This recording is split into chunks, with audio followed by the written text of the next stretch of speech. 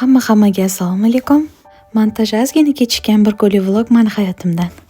Bugungi kunim juda ham barakali bo'ldi deb bemalol ayta olaman. Sababi ertalabdan hamma kirlarni ajratib kir mashinaga soldim va nonni yoyilgan joylarni yig'ishga ham ulgurdim. Salat uchun tovuqlarni marinovka qilib duxovkaga qo'yib oldim. Yaxshiyamki hayotimizda shu texnikalar bor. Kir mashina birpasda kirlarni yuvib berdi. Men havo yaxshiligidan foydalanib hammasini olib chiqib hovliga yoyib qo'ydim. Keyin bo'lsa o'zimga osh qilishga harakat qildim. Oramizda yeng kelalar bormi? Sizlar ham osh qilishni turmushga chiqib o'rganganmisizlar? Men umuman osh tayyorlashni bilmasdim, chunki uyda buvim oyim bo'lgani uchun menga ovqat qildirishmagan. Turmushga chiqib osh to'g'ri shirinlik tayyorlashga ham usta bo'lib ketdim.